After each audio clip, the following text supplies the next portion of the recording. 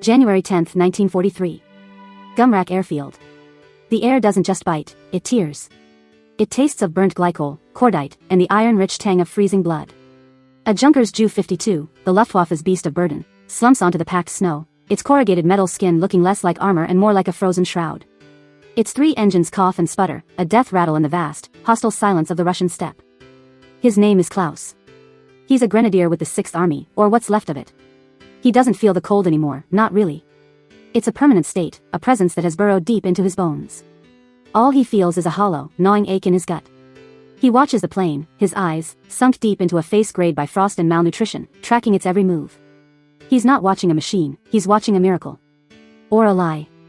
The loadmaster, a man named Dieter, his face wrapped in scarves until only his exhausted eyes are visible, wrestles with a frozen latch.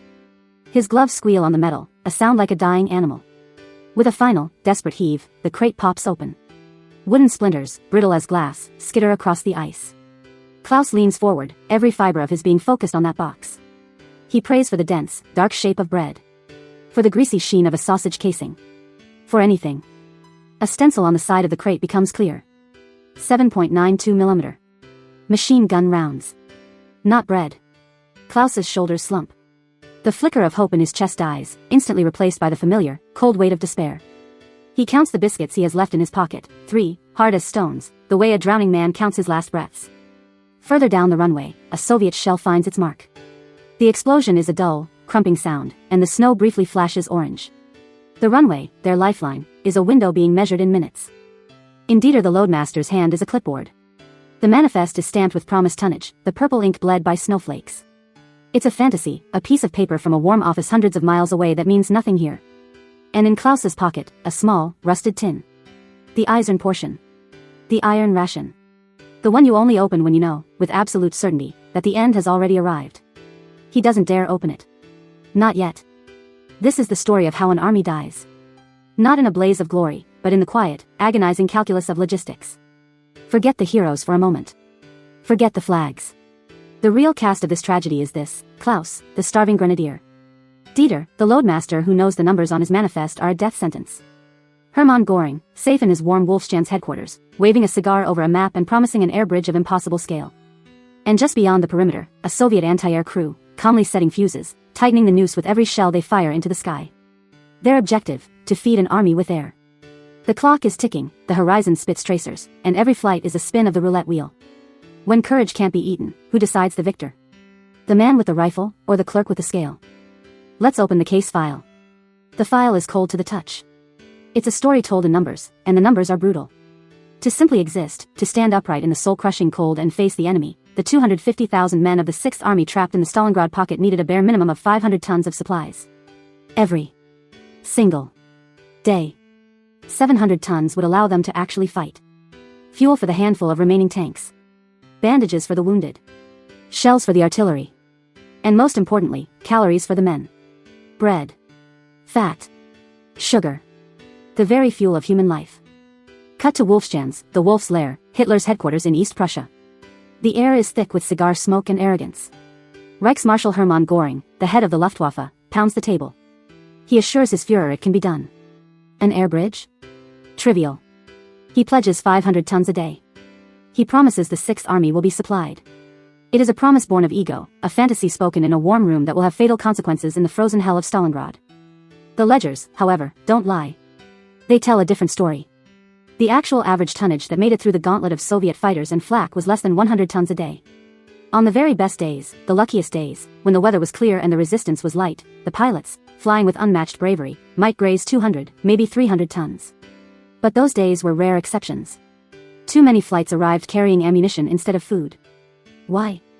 Because a crate of bullets weighs less on a loadmaster's manifest than a crate of bread.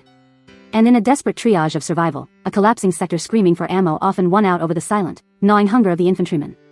A dying man's stare is heavy, but the weight of a lost position is a burden a general cannot bear. Geography itself was an enemy.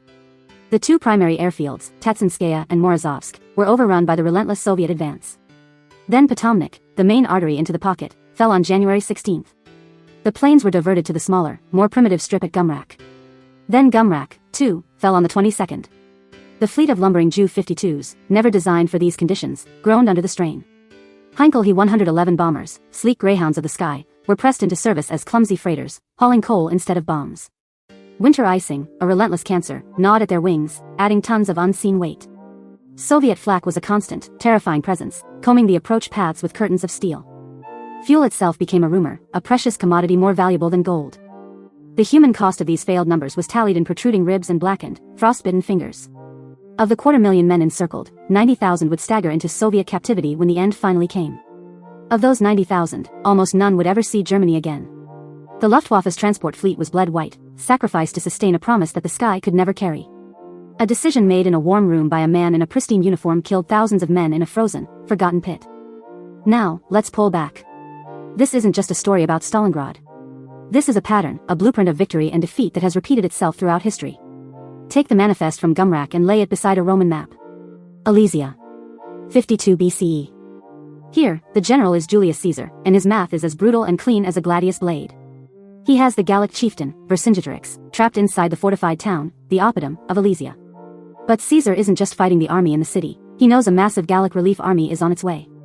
He is caught between a hammer and an anvil. So what does he do?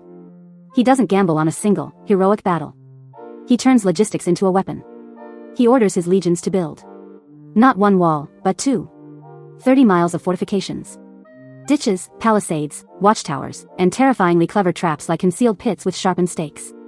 The inner wall, the circumvallation, bottles up Vercingetorix. The outer wall, the contravallation, is designed to fend off the relief force.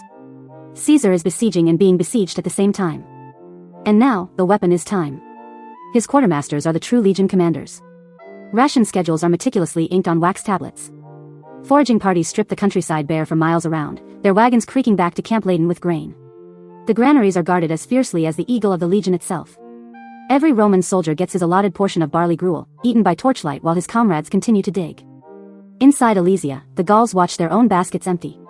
The grim arithmetic of starvation begins. They are forced to make a horrific choice. They expel the women, the children, the non-combatants from the city to save food for the warriors.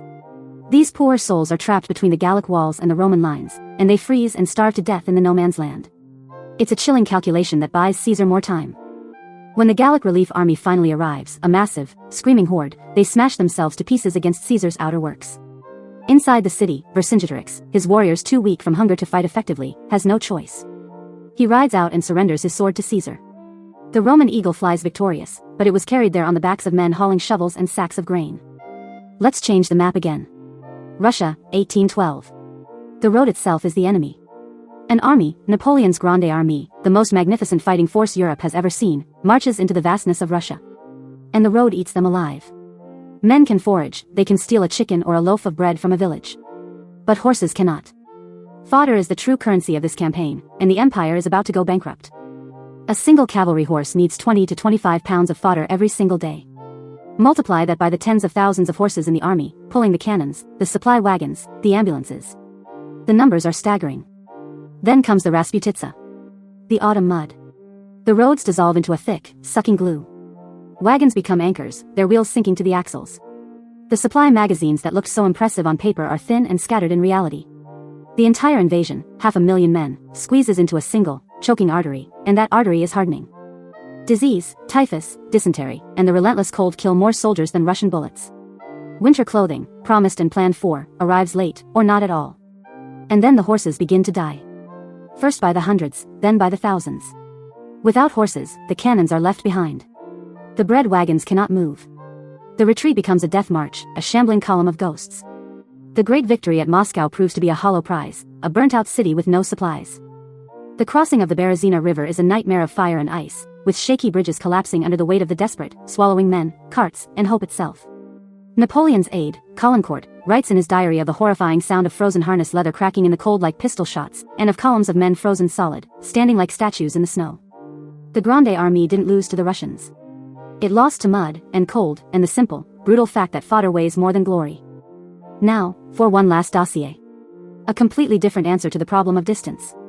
The 13th century Mongol Empire. Here, the army doesn't just bring its logistics with it, the army is the logistics. Each Mongol warrior travels with a string of 3 to 5 remounts. The pantry is in the saddle. They can live for weeks on mare's milk, and, when desperate, by drinking blood drawn from a small incision in a horse's neck. Camp kitchens are minimal. Their factories are their saddles and their bows. But their true genius is the YAM network. A series of relay stations, set up every 20 to 40 kilometers across the vast expanse of their empire.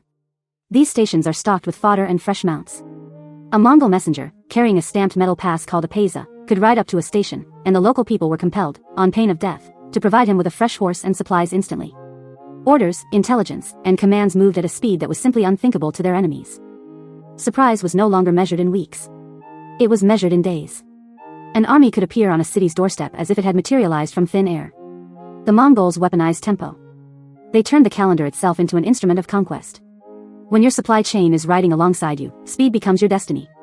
But this system had a cost, too. It was fueled by the ruthless extraction of resources from the people they conquered, an empire held together by a spine of terror and efficiency.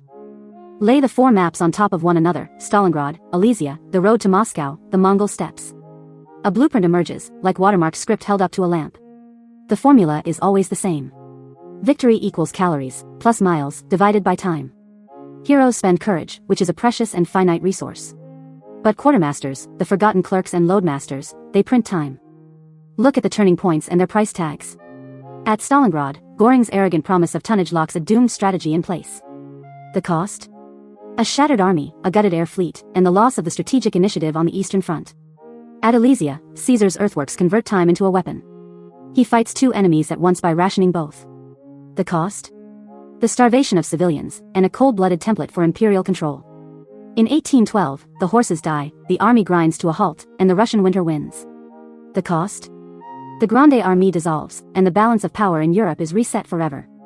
For the Mongols, making the supply chain part of the soldier leads to an empire built on speed. The cost? A ruthless system of extraction that bent entire civilizations to its will. Let's return, for a final moment, to Gumrak. To Klaus, the grenadier, swallowing nothing but frozen air. The crate still says 7.92 mm. The manifest in Dieter's hand is still a lie. The sky, no matter how much you yell at it, cannot be bullied into yielding bread. The stomach is always the first general an army must obey. The calendar is the second. And overconfidence is the blindness that prevents leaders from seeing either. And what about now? Does this ancient math still apply? Of course it does. Today's sieges are drawn on spreadsheets. A container ship gets stuck in the Suez Canal, and it becomes a new kind of blockade. A rail strike starves a factory of components. A single cyber attack can snuff out a data center, silencing 1,000 silent machines. Microchips and jet fuel are our new iron rations. Economic policy has become the quartermaster's art. Defense planners in every country still measure wars in shells per day and port throughput. Victory still rides on highways, on railway lines, and in the humming lights of cold, anonymous warehouses. When we choose to mythologize the heroes and ignore the stomach, we are doomed to repeat the math of Stalingrad and the mud of 1812, but on a national, or even global, scale. The thin line drawn in a ration ledger still runs straight through our borders, our markets, and our most cherished myths. The final verdict is this: when belief outruns supply, reality always writes the after-action report. This matters because our modern world is a network of Alesias, ports, semiconductor fabs, fiber optic cables, each one a gate that can be slammed shut by politics, by weather, or by simple human pride. The investigation never stops. Subscribe for your daily dose of high-stakes history, as we read the ledgers behind the legends and test the breaking points of our own world.